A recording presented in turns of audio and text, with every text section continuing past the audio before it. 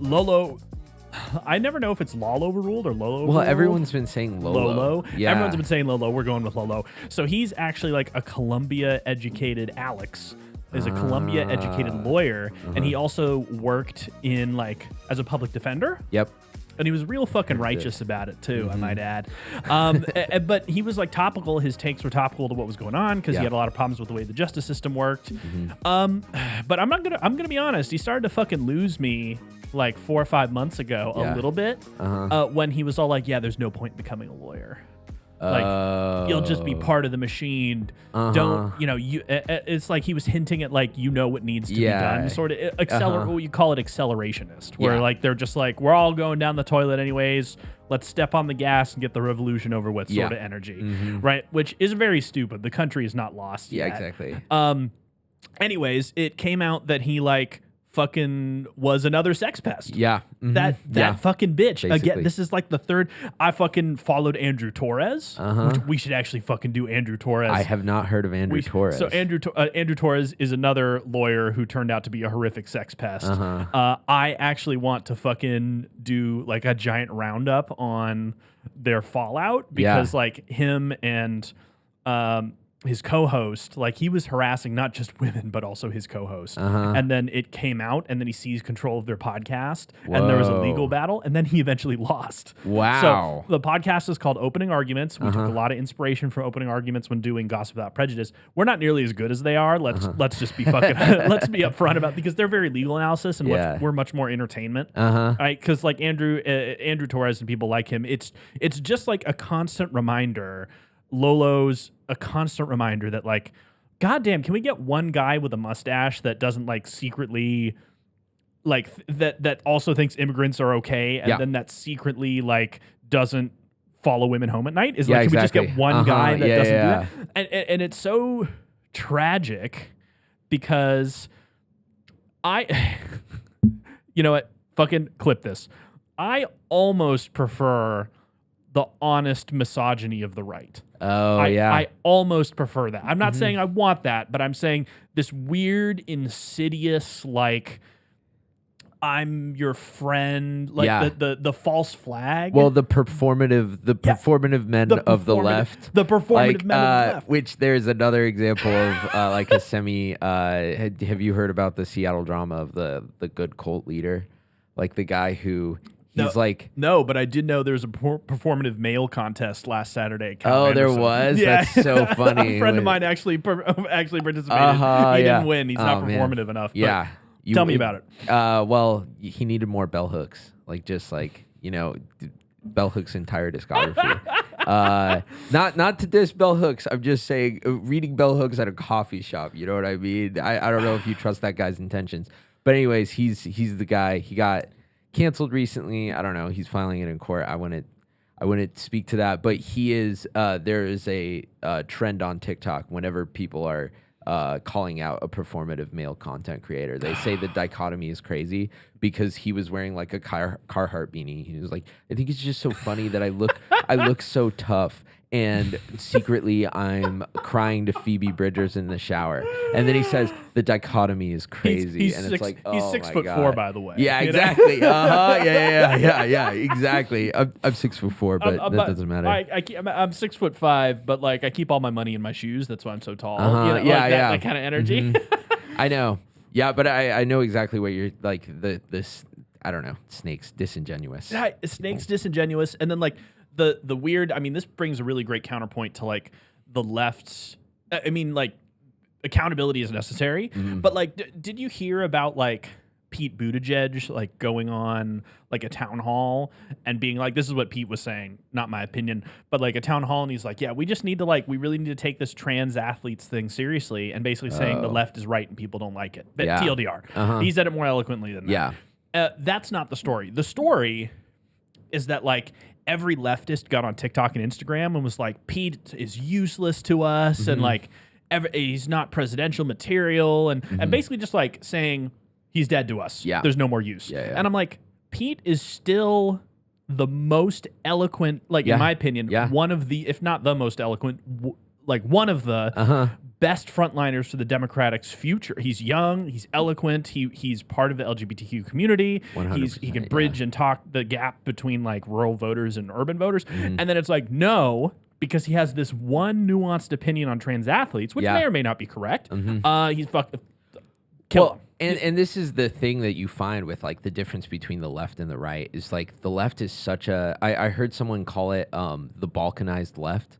Like is that there's this like insane gradient from centrist left to like far left of like so much balkanized left. Yeah, I love that as a term, and I feel like it's helped because you can't build any real like political movement because it's like, well, okay, what's your opinion on this niche topic? Yeah, that like and like yeah, it's just insane because they just rip each other apart. Because it's like the idea where back in like you read history books and it's like, and then the Leninists and the Maoists and the Stalinists and the Social Democrats and the centrists and the moderates, and I'm like, these are all just leftists. Like, okay, exactly. We're all just like arguing over what some dead guy said 50 years ago. Yeah. It was only 50 years ago. Like, it wasn't even. Anyways, it's not biblical text. Yeah, it's not biblical, guys. Like, and then I see like so much.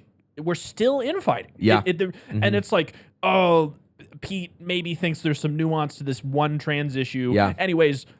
We now shouldn't vote for him, and now Trump has abolished the Department of Education. Yeah. And I'm like, what? This one is clearly far worse than the other. Exactly, we can like work out this trans thing over time. Exactly.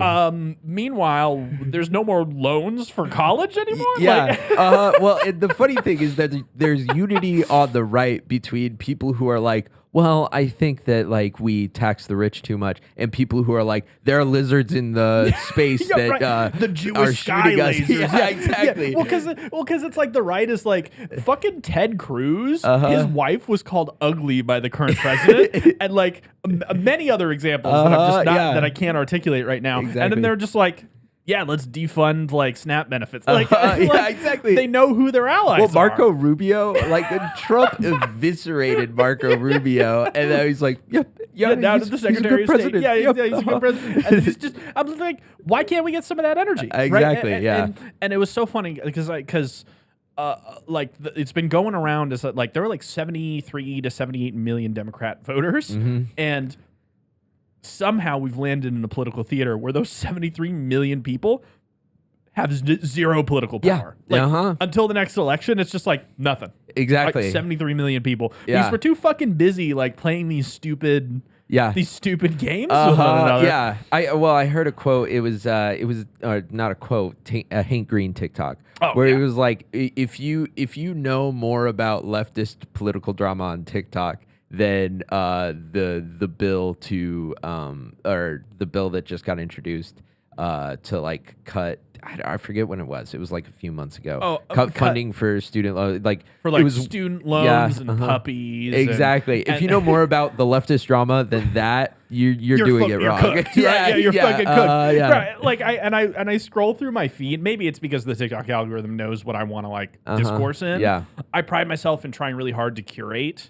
I know the TikTok, and I said this a couple months ago, like, you are the information you consume. Yeah. I would like to think I'm more media savvy than most, and it fools me all the time. Yeah. Right? I am only reasonably informed because I take an hour out of every day to like sit down and browse sources I wouldn't normally seek out. Yeah. And even then, it fucking dupes me. Yeah. And so I'm scrolling through TikTok and people are like, guys, I got beef with these intersectional feminists. And I'm just like, fuck.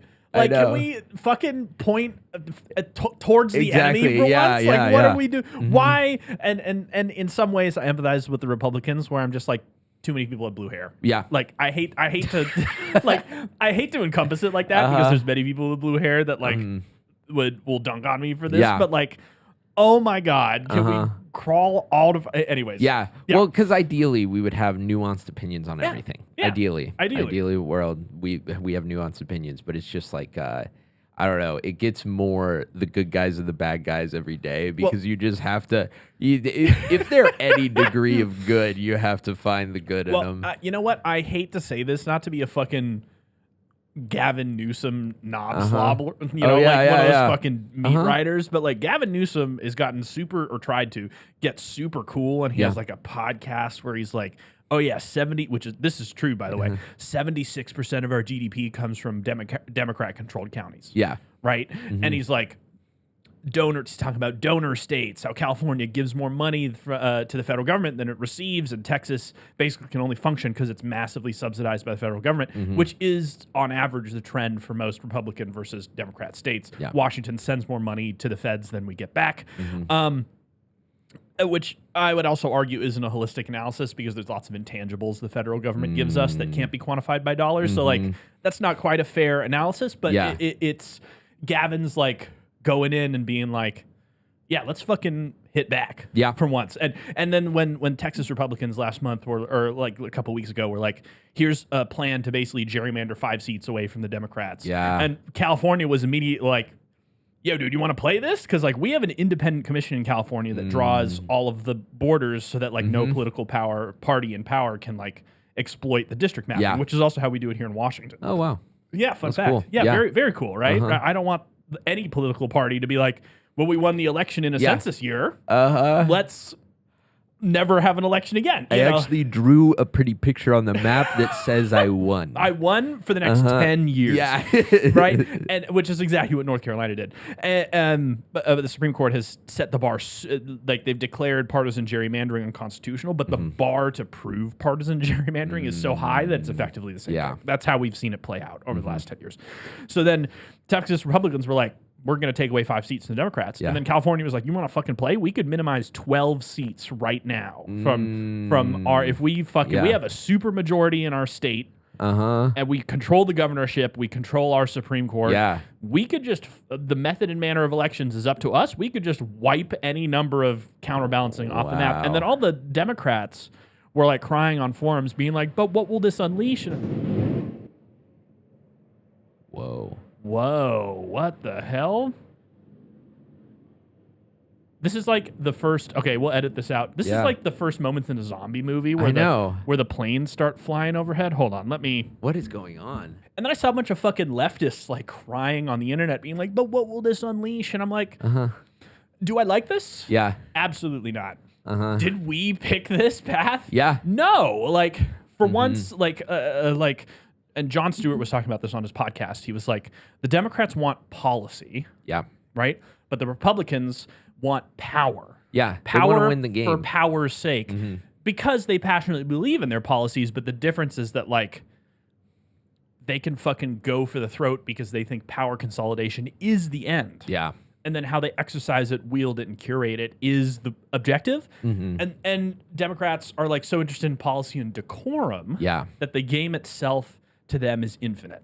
Right? But by playing that game playing that checker match against an opponent who gets up and walks away. Yeah, exactly. Makes us look so feckless. Yeah. And I mean, like, I think, like, from a theoretical opportunity, is it like, hey, is this a slow slide? Yeah. Yeah. But we're already sliding in other ways.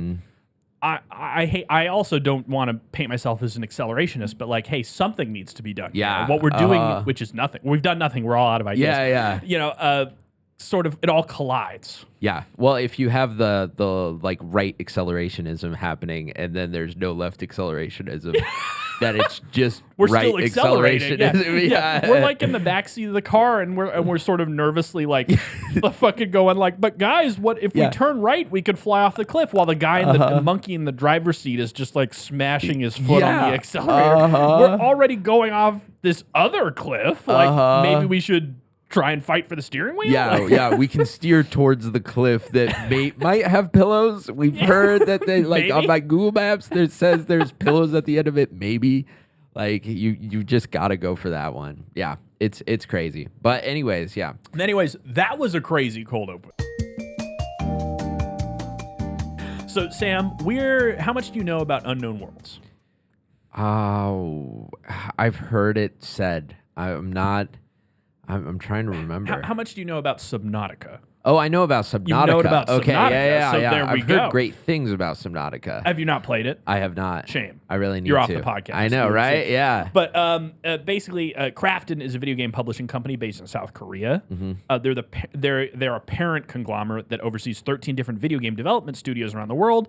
Unknown Worlds Entertainment is an American video game developer based in San Francisco. Unknown Worlds Entertainment is an American video game developer based in San Francisco and is one of the studio that exists under Krafton's umbrella. Gotcha. And they were responsible for Subnautica, which is like an underwater alien world survival game. Yeah. Where instead of exploring like a forest or like running around naked in rust, Yeah. You're underwater, which is like a really novel, like the depth. Like how deeper can you go to explore more resources, unlocks new areas. It was story and narrative driven, which is a very and non-procedural. So it was a very cool game that a lot of people loved, and they were acquired by Krafton in October of 2021 for $500 million. And it's a first-person survival game for PC and console. It was released in 2018. It sold over 6 million copies. Subnautica 2. The next installment in the franchise is the second most wishlisted game on Steam. Which is wild. Which, fun fact, Steam, which is like an online video game platform, is headquartered in Bellevue, Washington. Yeah, Valve. Yeah. Valve headquarters. is a fucking amazing team. I'm actually friends with some guys on their legal department. That's so cool. That's so it's still privately held. So Yeah. they're like a multi-billion-dollar company that is not public. So they can run however they want. It's so cool. And there's like no hierarchy, so your desk is on wheels, and they have like a 5-floor office, and you can just go and just join any project you want. Oh, that's super cool. Yeah, which is also fucking why they can't get anything done. Oh, But like, yeah. it's but super, everything they get done is incredible. Such a banger. Like, I played Dota 2, which they released like 10 years ago. 10 years ago. And it's good. You just know it's good. And I mean, like here in Seattle, Washington, like, or the Seattle area, like video games are in our blood. We got Nintendo America is headquartered here. We got Valve. We had Bungie before they're fucking cooked. Yeah, Bungie's cooked now, but they used to do Halo. They used to do, and we also have Microsoft. Yeah. Xbox is headquartered here. We've got a ton of video game headquarters right here. I mean, we're the video game capital of the U.S. Yeah. On average, like For sure. for sure, yeah. Well, I mean, you look at if you watch the old Halo documentaries, they moved the studio to Washington, and then they based everything off of Snoqualmie. Yeah. Like Snoqualmie Falls was super important to them in The how they landscape of the concepted Halo. Yeah. So it's like really like Washington is key to understanding gaming at large. Mario is the name of a landlord that Nintendo America had. Whoa. His name was Mario. Seriously? He died a couple years ago, but he was a real guy. Wow. And he fucking hated video games. And Nintendo America, the Nintendo guys were like, name this thing Mario. Yeah. That's so wow. Yeah. So you could make a case like Washington is one of Washington is the most- fucking place to be. Yeah, But yeah, fun fact about the Mario thing. He was a real guy. He was Italian. He was Italian, grumpy Italian guy. But and then it's carried on. Now he's immortalized in video game form. Anyway, Subnautica 2, the next installment in the franchise, is the second most wishlisted game on Steam, and early access was slated for 2025. But a very strange and public legal fallout between Krafton and Unknown Worlds has pushed the rollout date back by a full year and turned the gaming world on its head in the last month. Unknown Worlds filed a lawsuit against its own parent company, Krafton, on July 16th in the Delaware Chancery Court, which is the business court. We also, Hemmat Interactive, that runs this studio, is also a Delaware company. So the Chancery Court is like the best business court in the country. It's fast. Like you resolve stuff in months instead of years. Yeah. And all the judges are experts in business law. Having a judge who is difficult to fool is in general like a really good thing. Yeah. And so like the Chancery Court is like the place to be. So you'll see a lot of activity in the Chancery Court. That makes sense. Seeking damages and breach of contract. And so we're going to be talking about that today. Wow. Yeah. I'm excited. So back in October of 2021, Krafton announces they've acquired Unknown Worlds as the 6th independent studio under their name. They specifically named Subnautica's following and... So close. Why do I do this? Yeah. Okay, re-edit. They specifically named Subnautica's following and success for the reasons they sought their acquisition, and they stated that the structure and leadership of Unknown Worlds will remain intact. It was meant to reassure people. Yeah. By this point, Unknown Worlds had released a spin-off called Subnautica Below Zero, which was like, okay, I thought a lot of the environments were too tied in for like the thalassophobia that like Subnautica thrives in, but you know, they released like a DLC spin-off sort of thing. It was its own game, but it was significantly smaller in scope. Gotcha. September 29th, 2022, Unknown World's first new game under Krafton is released on Steam via early access. Early access is basically a common way for developers to basically put out a game before it's finished and then crowdsource and fundraise and guide.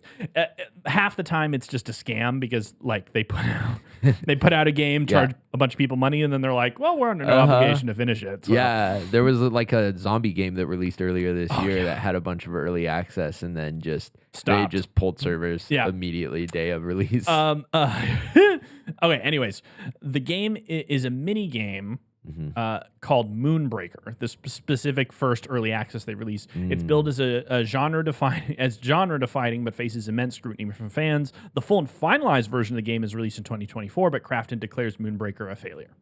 So this is a highlight because like this is their inaugural debut partnership game. Yeah, we'll set the stage.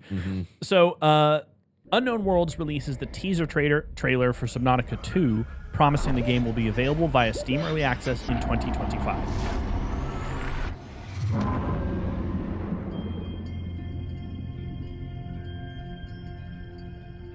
That trailer was released that you just saw was released back in October of 2024. So it's been a little bit. It's been like 8 months since we've heard anything. This month, on July 2nd of 2025, very erratic announcements start to be made by both companies. Krafton announces that they are ousting the original creative leadership team at Unknown Worlds, Ted Gill, Charlie Cleveland, and Max McGuire, replacing them with Steve Papoustis. Papoustis. I don't know. I'll fucking put the name up. Yeah, definitely the fucking podcast where we still can't pronounce anything, and I'm not changing now. Of Striking Distance Studios. Basically, they bring in old Steve to replace the three heads of the original studio. Krafton provides no reason for their decision, but a little reading between the lines shows that they were not happy with the pace of Subnautica 2's progress to help meet consumer demand. Quote, there is nothing more important than the gamer experience given the anticipation around Subnautica 2. We owe our players nothing less than the best possible game as soon as possible, says Krafton's parent company CEO. Now, July 4th, 2025, Charlie Cleveland, one of the ousted founders of Unknown Worlds, published a statement on his personal website. We'll throw the statement in the show notes, and maybe we'll throw it up on screen here, expressing the shock he and his colleagues felt about Krafton's announcement and their ouster, hedging that Subnautica 2 was already ready for early access release. So the two stories don't line up. Also, fun fact, since this has happened, I'm not sure if this is in our notes, but since this has happened, the lead environmental designer also left. Wow. After they were fired. It was just like, the original guys are gone. Yeah. I'm out. The original design, which was a tragic because Subnautica's map is actually hand curated. It is not engineer. It's not an infinite map. So like, the environment is really important, and the lead designer is also left. This isn't related to this lawsuit. Now, on July 9th, Unknown Worlds officially announces that early access for Subnautica 2 will be delayed until 2026. Wow. Jason Schreier of Bloomberg, amazing reporting, by the way, from Jason Schreier, broke the news that Krafton was delaying the release of the game just months before they were due to honor a $250 million bonus to the Subnautica development team that they fired. So these bonuses were tied to revenue targets according to Krafton's purchase agreement of their studio, according to Bloomberg. By delaying the release of Subnautica 2, it meant the targets would, by definition, not be hit, and the employees would not be eligible for the payout. All right, so the theory is that they agreed to a $250 million bonus program if you, for Subnautica 2 to motivate you guys. It's not your studio anymore because we purchased it. Yeah. But to keep the leadership team motivated, we will give you a boatload of money if X, Y, and Z revenue targets or projections are met. Yeah. By 2025. Wow. Right? And so they were like, oh, it looks like they're going to hit that goal. Yeah. Let's fire them and then push, and just to be safe, push the release of the game out to 2026 so that we miss the window. Yeah. Wow. Because that's crazy. The contract never said they couldn't do that. Yeah. That is wild. So the bonuses were tied to revenue targets according to Krafton's purchase agreement. Krafton stated that 90% of the bonuses were allocated for Gill, Cleveland, and McGuire. So the $250 million was for the whole studio, but 90% of it was going to the top guys. While the trio said they planned to share the bonus money with all of their 100 employees. Well, whatever. We can't know. That's a promise they'll never be able to keep. And new Unknown Worlds head Steve Papoustis said he was not. I'm just going to call him Steve. Yeah. Said he was not aware of the specifics of the old leadership contract, but rather that Subnautica 2 was being delayed because more game content had been generated before. But they're just saying, oh, that's not why. Krafton told trade publication Eurogamer that talks of delaying Subnautica 2 came up before the leadership change was on the table. Yeah, talks, I'm sure. Yeah, exactly. Actually doing Guys, they might actually hit this. Yeah. In what games industry called an unprecedented move for a game publisher, Krafton posted an announcement directly on their homepage alleging that the ousting of the Unknown Worlds leadership was completely of their own inaction by progressing Subnautica 2's development. Basically, they're calling them incompetent. They stated that early access to the game was originally slated for 2024, but kept getting pushed back, and the commitment to spearheading the game's development stalled after the failure of the Moonbreaker minigame. So this is also what Subnautica 1 did. They were in early access for like 2 years. Yeah. They didn't release 1.0 forever. Yeah. And they had like made half their revenue before the game was even finished, and they actually finished it. Yeah. So you know what? Fair enough. They couldn't continue with that absence of leadership, and Krafton said that the production timeline delayed the team from creating enough game content to keep the sequel up to par for fan standards. Krafton finished the statement by affirming that those who were developing the game would receive fair and adequate compensation for their commitment. Cleveland posted on Reddit. Nice. Essentially telling everyone to buckle up because a lawsuit was brewing and all would be revealed soon enough. We'll throw that Reddit thread in the comments there. The lawsuit filed by Fortis Advisors LLC, listed as representing the former shareholders of Unknown Worlds against Krafton Inc. in the Court of Chancery of Delaware, is made public. We'll throw that complaint in the comments. But I'll summarize the case for you guys here. The crux of Fortis's case against Krafton is clearly laid out in the bottom of page 1, where the representatives argue, quote, "The case arises from Krafton's desperate efforts to avoid paying the $250 million bonus earnout and its flagrant contractual breaches in pursuit of that goal.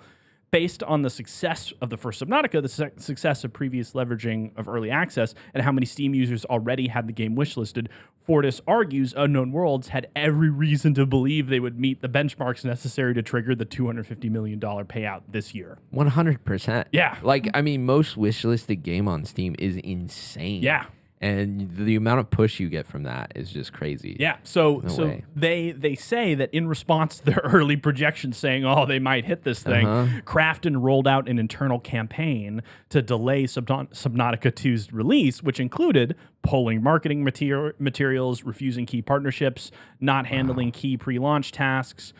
See on page 3 for that. Despite this pressure, Fortis kept to the same development timeline and insists that the game was and is currently ready for early release, leaving Krafton with no other option, the parent company then alleged, went nuclear and fired Charlie Cleveland, Max McGuire, and Ted Gill. Oh my God. So they're just like, we couldn't pull enough levers to slow the thing down, so we're just going to fire all of them and say it was for delays. Wow. On behalf of the 3 founders, Fortis is seeking equitable and monetary relief to remedy Krafton's breach of contract, as well as specific performance for obligation, returning creative and operational control to the founders. So they basically want they want all their money and they want to be back in charge. Yeah. So the factual background laid out for the case is pretty lengthy. I will say it's extensive, so extensive they lay out events that go back all the way to the early aughts. Whoa. Detailing how the founders got into video game production in the first place. Maybe this is just how skilled and passionate they are to build the case for their reinstallment of the company, but a lot of it seems fluffy and unnecessary. It's like a cooking recipe you find online. Like, here's how to make my scalloped potatoes. Yeah. Back in 1965, when my grandmother was making scalloped potatoes. Like just fucking, dude, just put the fries in the bag. Yeah. Show me how to make the potatoes. So our editor, Megan, actually our producer, Megan, drew attention to this fact, and that is a very good observation, Megan, and those who are reading the complaint. Is that these complaints, this is clearly also a pressure campaign.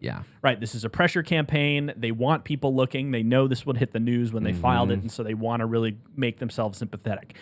Do I think it's plausible that like these guys were one-hit wonders and like they maybe weren't capable of making another game? I think that's very possible, right? They after Subnautica 1, which took forever to make, right? They have actually never had another similar success. Subnautica 2 was successful because of Subnautica 1, and even then the fans were like pretty mid on it. Right? And even then Moonbreaker and every game they put out since also hasn't gone great. And success, I would argue, is the repeatable repeat. Well, and Subnautica really relied on like you having not played the game before, I feel like. That's what I've heard from people is that like it's a very possible flash in the pan scenario where it's because it's like if you think about it, and this can actually be quite dramatic because if you think about it, Mark Zuckerberg has only ever had one idea. Like after he founded Facebook, which was at the exact right moment, at the exact right time, with the exact right connections, he has never had a commercial success at all comparable. And he spent more than the fucking Apollo program on his metaverse, and it went nowhere. And now he's pivoting into AI, right? So like, you can actually have enormous luck in precision, and it's like the people you respect are the people that can do it again. And so far, Krafton has not demonstrated that to the same degree. So is it possible, or not Krafton, Unknown Worlds. Is it possible that Krafton, there's some merit, and Krafton wasn't happy how things were running? I think so. Right? I think that's very plausible. But anyways, Fortis builds the case for how uniquely close Unknown Worlds is with their fan base because of the company's early adoption of the early access model on Steam. So they were like one of the first major developers to really go in on this early access thing for a serious video game. Fortis heavily relies on screen grabs and images in their lawsuit, whether they're showing praise lavished by the industry publications or pages and pages and pages of Reddit comments from Subnautica community, which again isn't strictly like relevant to the question of whether or not they were fired. But, you know, this reads like a lawsuit that the attorney was like, fine, you know, like how can we build sympathy? How can we build sympathy? But like this reads like a lawsuit where like the three clients were like, and then add that, and then the lawyer's like, oh, okay, fine. Like I also think the lawyer's getting some pressure from his clients on this. Bart Flipper 420 said we saved his life. Put this in. Yeah, exactly. All promises by Krafton and Unknown Worlds were explicitly written in their equity purchase agreement signed on October 29th, 2021. The bonus payout schema in their contract lists December 31st, 2025 as the end date for eligibility for the $250 million revenue bonus. So basically anytime in 2025 with a possibility to extend this deadline to June of 2026. Wow. Which they did not do. They just fired them.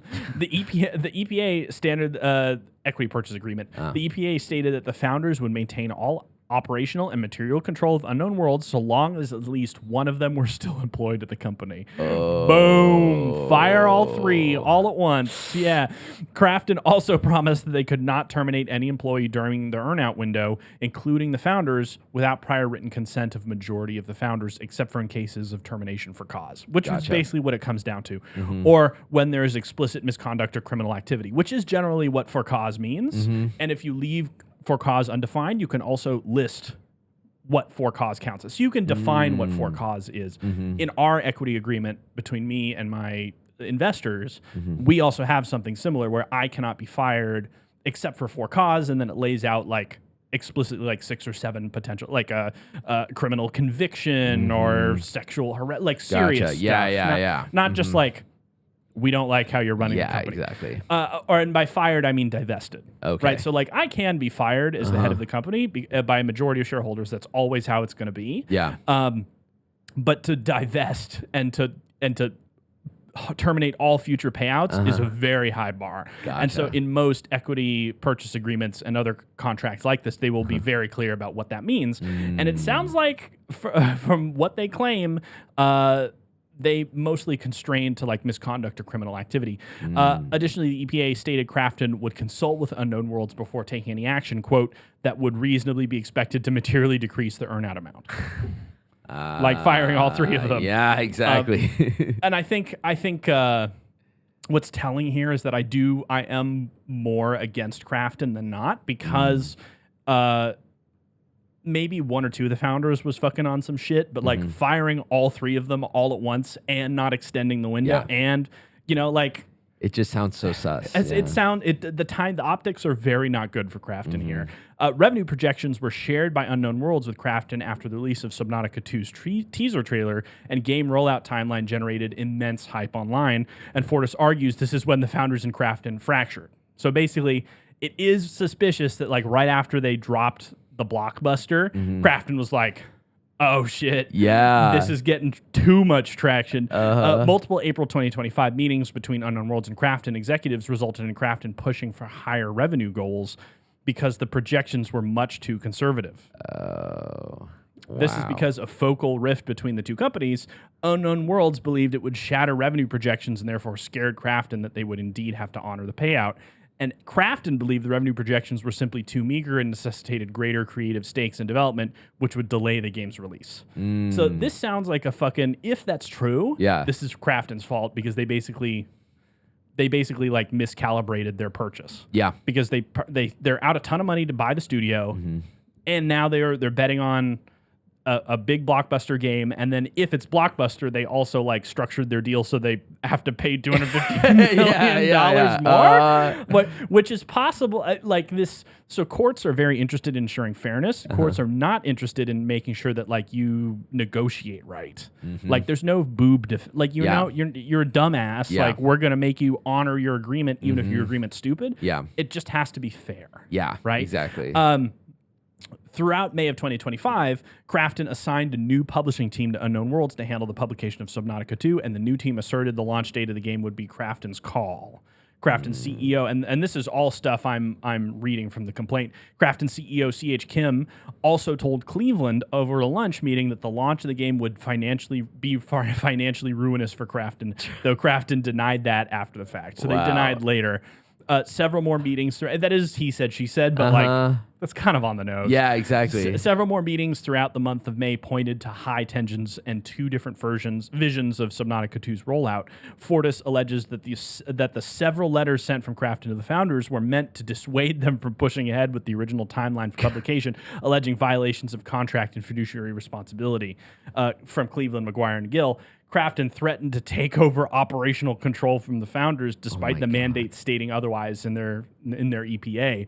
In a final letter addressed to the founders, Krafton offered the founders a smaller payout amount, thank you, comparable to the projection sales of Subnautica 2 without any of the marketing and publishing support that Krafton had pulled. Wow, so they kind of screwed themselves over by trying to do like damage control beforehand. If true. Like, if even any of these, like if even 2 or 3 of these incidents are true, this paints a really bad picture. Yeah. After declining one last time on June 25th, Krafton's head of development told Gill that their lawyers were ready to go and to expect to be fired. No. I always love it when clients like announce, like for no reason at all, announce and end the element of surprise. Yeah. Like, congratulations, you got some brownie points. Now our tactical advantage is ruined. Yeah, exactly. You better get ready to sue me. I put when like clients are like, talk to my lawyer, and then we get on the phone and we're just like, what did he say? Yeah. Fucking tell me what he said. Fuck, did he say that? He really said, talk to my lawyer. Talk to my lawyer. If you're enough of a psychopath to need a lawyer on speed dial, you're fucked. I don't want to work with you. Yeah. Anyways, on July 1st, the founders were notified via email that Krafton was terminating them and removing them from the company's board of directors because of, quote, intention to proceed with a premature release of Subnautica 2, and without the proper cause needed to make such termination legitimate, according to their EPA, which they limited and constrained to criminal conduct or serious, not work performance, basically.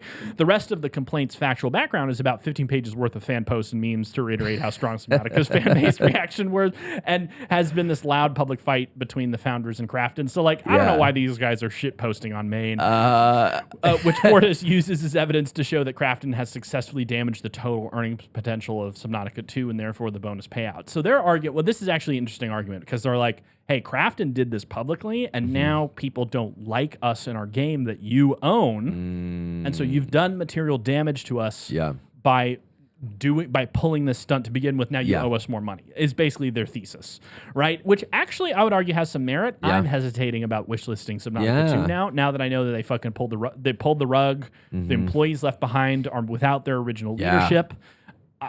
You know, I know it feels like a tricky situation. Well, there's so many times where you hear about a game and then like all of a sudden, like Halo had the last Halo had like 3 directors in 1 year, and it was like, well, I'm not touching that. Oh like, yeah. Fucking, are you talking about Bungie? Yeah. Or 343. 343. It was 343. It was like very recently. Yeah, like Bungie, one director got fired, another. It's so funny because when Bungie, so originally it was Bungie who owned and produced Halo here in Seattle, and then they split off, and now Bungie produces and owns Destiny. Yep. And they're owned by Sony. And 343 Industries is still the Halo. Both companies are fucked. Halo has been horribly mismanaged by 343, repeatedly bungled multiple times. They've had huge turnover, both in leadership. Yeah. They've laid people off like 3 times. And then it's like over at Bungie that produces Destiny. Destiny's cooked. Yeah. And they, I think Bungie is I'm trying to remember all the press releases. Well, Marathon too. We'll get to that. But like Bungie is now a third the size it was 10 years ago. Whoa. They've had like 3 years of continuous layoffs. Jeez. And which in turn has also slashed the legs out from under Destiny's support because they can't make much content. Yeah. And so they're fucking betting the whole farm on this game they're coming out with called Marathon, which was actually Marathon was the precursor to Halo back in the 90s. Like it was. Oh right. Yeah. Yeah. It's Marathon came first, so they're actually going back to the Halo thing, right? And then. It's like a niche first-person extraction shooter, which is, in my opinion, a colossal mistake because it's already such a niche game. Well, there's not most much casual gamers can't take extraction shooter. I can't take extraction shooters. Yeah. Right, okay, and then which was bad, but they hired the guy from Love, Death, Robots to make their game trailer, and it was fucking sick. The art direction was incredible. The cinematography was awesome. It generated a bunch of... Stop the train. All the art was stolen. Yeah. They fucking stole all the... There was an online artist that was like, hey guys, I'm getting on Twitter right now. And I think she posted like 18 screenshots of like clips she had made from 2 or 3 years ago, and then screenshotted the trailer where everything was used one for one, and that was a disaster. Which actually isn't the first time that Bungie has been caught using third-party art materials without licensure or permission. And every time they're like, whoopsie, this was unauthorized, but like it's just a PR disaster. Yeah, exactly. On top of that, before that happened, there was also a brief like early access beta test. People didn't like it. That's not good. I would not, and Sony is like breathing down the neck of Bungie executives, and the Bungie executives, this is true, are like posting on like as they're announcing layoffs, they're like posting on Facebook with like their collection of vintage hot rod cars. Yeah, the fucking CEO of Bungie was doing that when they were announcing layoffs and quote for our financial viability. Just a horrible place, a horrible situation. Video game companies are just so fucked. Yeah. CEOs of video game companies are the craziest. Bobby Kotick, the porn guy? Is that the porn USB guy? I don't know about that story of Bobby Kotick. Not Bobby Kotick. That was the Borderlands guy. Who's the Borderlands guy? No, I don't know. Hold on. Let me. Gearbox CEO Randy Pitchford. Randy Gearbox. I've heard about this. Yeah, so he left like a USB full of porn, and it was just like horrific porn. And the VP of Business Development at Gearbox actually like confirmed it was true, and then they didn't fire him. Whoa. Yeah, a bunch of other stuff, crazy. among many other things. Bobby Kotick is like the not that sort of weirdo. He's like the Skinner boxes and loot boxes in video games. Yeah. Well, he's just FIFA. like siphoning like every ounce. Well, and like I seriously think we could do a thing on the Overwatch League. Was like one of the biggest pyramid schemes ran by Bobby Kotick ever, because he like personally approached people like the sports organizations and we're like, it's gonna be huge. It's gonna $60 million to access 2,000 viewers per day. Like, please give me money. Yeah, that's like Bob Menendez levels of. Anyways, let's quickly to wrap things up. Let's go over the actual claims and the complaint here between Krafton. So Fortis, on behalf of Cleveland, McGuire, and Gill, is seeking damages for breach of contract. On the October 2020 EPA for Krafton's actions of 1, taking actions, the primary business purpose of which was deprive sellers earn-out payments, 2, failing to consult in good faith with the management of unknown worlds before taking action that would reasonably be expected to materially decrease the earnout potential. This is also part of their argument of like why damaging their community is so important because it lowers the earnout potential. Disposing of material assets of unknown worlds without prior written consent to the majority of the founders. Failing to permit the founders to maintain operational control of unknown worlds in all material specs, including for product roadmap and launch, which is true. They promised them that. Terminating the founders without cause. Wow.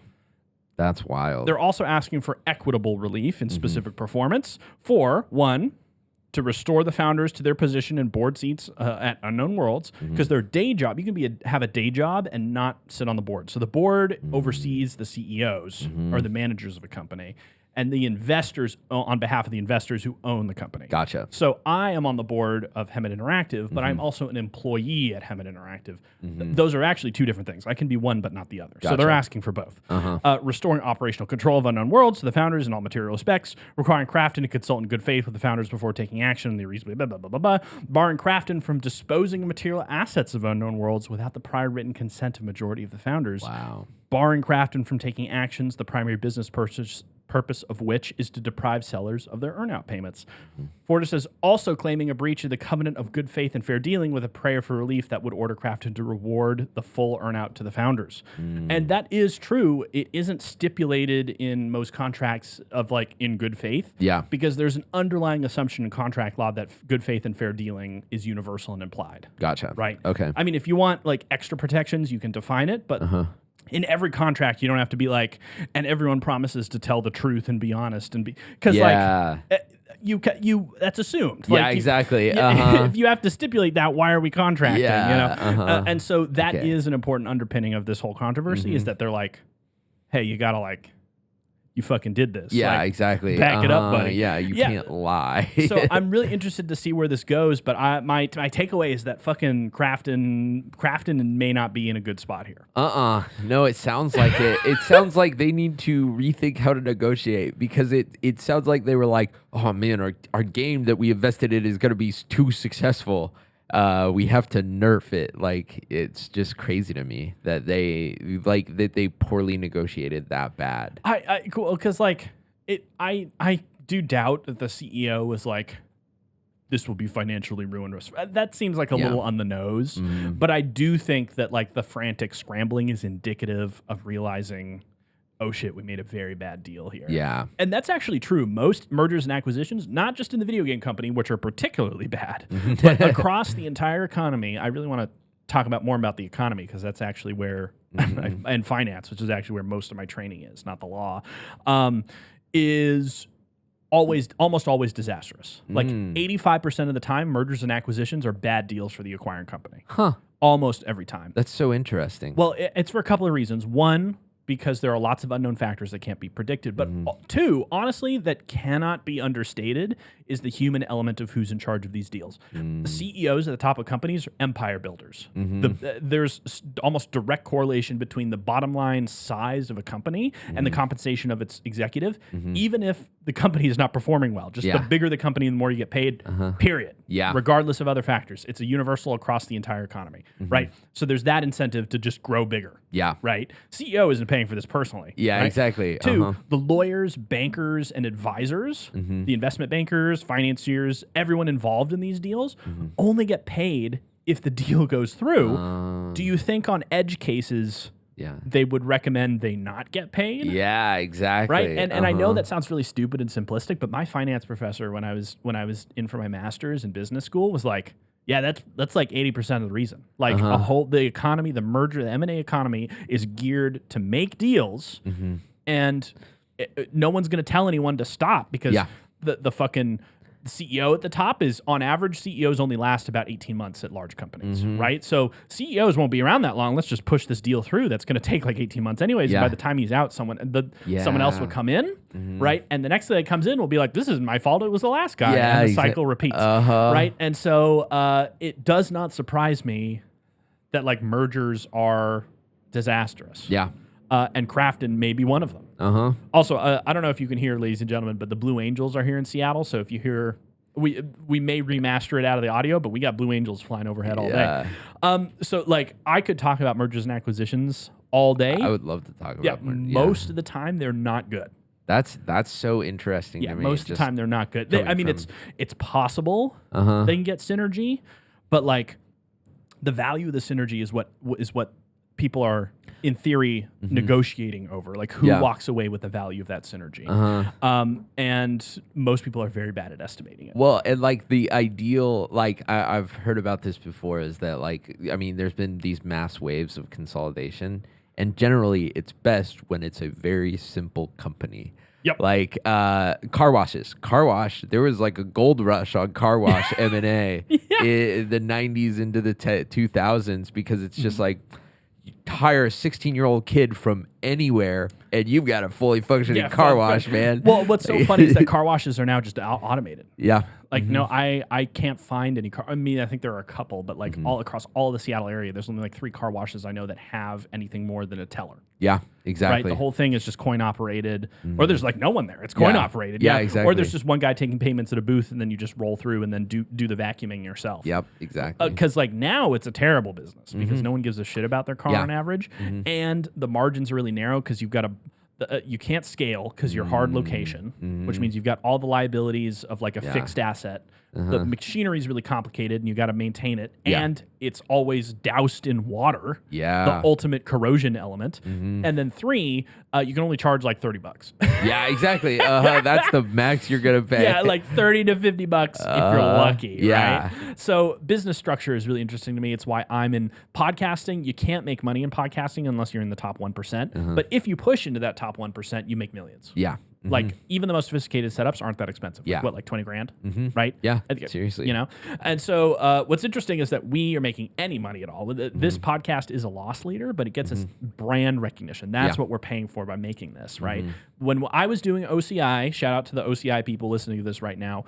When I was doing OCI, every single candidate had listened to this podcast, which is a sneaky trick because now you know me and you guys knew what to tell me to make me happy, which was not cool. But it's been so interesting because I've started to walk into rooms and people are like, John, it's so nice to see. And I'm like, I've never fucking met you. And they're like, I listen to your podcast. Yeah, right? exactly. And I can tell how people hear of me by how they react to meeting me for the first time.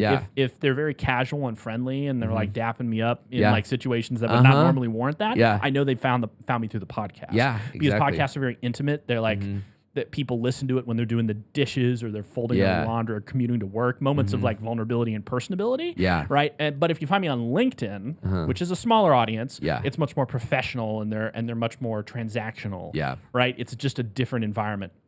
That's what I'm paying for. Yeah. By putting this on. Right. Yeah. That's what I'm paying for. And more interestingly, that's what I'm paying for, and that's what I hope will compound over time, right? I hope my thought leadership and yours for being here and doing this thing with me will help me make change by building me a reputation before I walk into the room for important decisions. Yeah, I mean, this is my career. I couldn't, I've produced podcasts for a living. I couldn't agree with that statement more. It's that, like, the amount of reach you can have online now is just crazy. And that you can meet people and become familiar with them before you ever, like, set foot in the door. Like you're all of a sudden friends with someone. Like, even if it's the parasocialism gets a bad rap, but I think sometimes it's good. You just meet someone and you're like, oh, I already know what you're about. I know how you communicate. Like, you know. Well, folks, thanks so much for listening to us again. We have some interesting stories coming up. I have to talk to our research team about that, but go to gossipabouttprejudice.com, support the show, or just keep listening because we're glad to have you. I can't believe that our audience is still growing after all this time, that people are still listening in. We're only publishing once a week because we have other projects going on. We might be releasing another different podcast called, I think title might change, but right now we're calling it Law Firms for the Rest of Us. We're just going to talk about law firms and business, which is honestly, law is fun for me, but like my deep technical knowledge is really about how to manage a business in the economy, and I think that's a pretty cool fucking thing to deal with. And so we want to talk more a little bit about that. It's going to have its own feed, also come out once a week. But thanks so much for listening in. We will see you again next Friday. Later.